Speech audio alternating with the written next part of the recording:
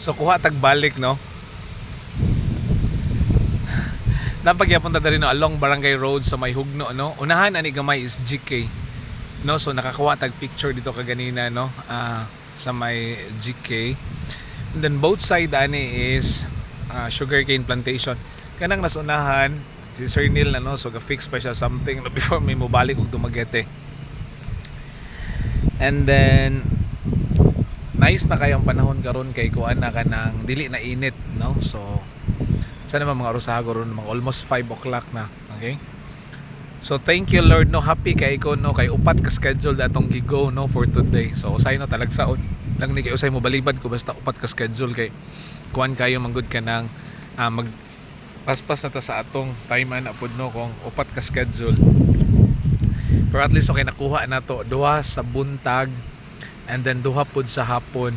Okay? So at least no, thank you Lord. No, inana.